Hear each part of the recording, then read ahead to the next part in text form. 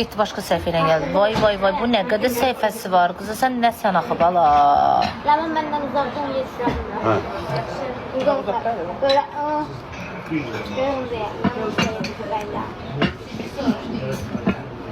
ama zaten silah çok Ləman. Yox, mən ondan yemirəm aşkım. Mən lülə yemirəm ki. Ne? Bu lülə deyil, balam, gəl. Lülə deyil, nədir Gəl, bə? sudan atdım. Gəl, uzaqsan, mən yetişirəm. Sağ ol. Ye. Nasılsın? Ay, hacı. Vurup getdi ağzıma. Aca. Ay səni. İdarəmi quyruqdan. Hocam ya, hocamın yanında. Bax, baxçım qızlar, qurban yeniliyim. Müğənnimiz Nahidədir bu gün. Nahidə Megastar. Qalıb qısıt. Qalıb qısıtlamada. Ay hacı. Mən Naidə məncə bizi qırdı. Ana, hanım. Hacı, mənə də bir şey uzaqlaş. Ay, daha beləmi. Valla Naidə müəllimi qırıb ki, əməliyyatdayım. Qara. Qırıq səni. Bizim Megastarımız Nahidədir bu gün. Gəl, mən də deyərdim ki, mən də bədən şey qırıldım. Gələ bilmirəm. Ay can, Rem. Can. İndi bu dəqiqə atdın. Yaxşı ömrüm, Hə, yaxşı, sağ ol. yaxşı, yaxşı. Çox sağ ol. Əslində, onun hamısını verməm, bir dənəsi bəs. Başka hesap lazım da.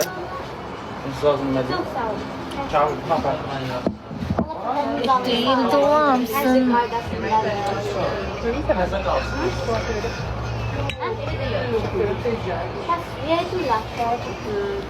Ağlayım, açım, yeniliyim.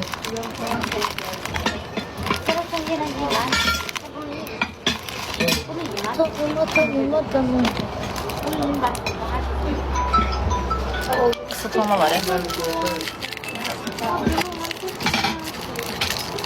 Etlikini yenir ama.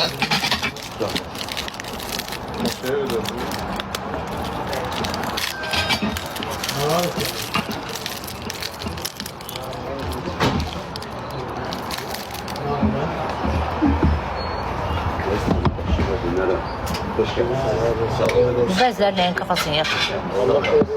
Oradadılar. İçəri kesin qurban olur. İçəri. Yaksın qardaşı da ayaksın.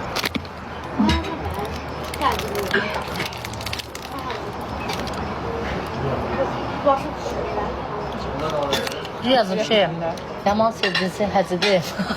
Eşref boş söhbətdir. Ay Allah. Ay Allah, bunlar nəyin kafasını yaşayır. Belə çıxmaz, yaraşır. Zağızımın danışığın belə, səbər. Gic-gic danışırsan, az. Qatıq-qatıq nə danışırsan? Kim-kimlə yaraşır? Bəlkə səndən yaraşır? Nə gic-gic danışırsan? Nədər mənə qızım deyir? Nədər yəni? Gic-gic danışırsan axı. Sən bilmirsən biz zarafat. Elə zarafat olmur aşkım. Sən bir dənə zarafat eləyən kimi səsini atırsan başına. Elə zarafat olmur, Reyim. Zarafatın həddi var, sevər. Xanım alınmır.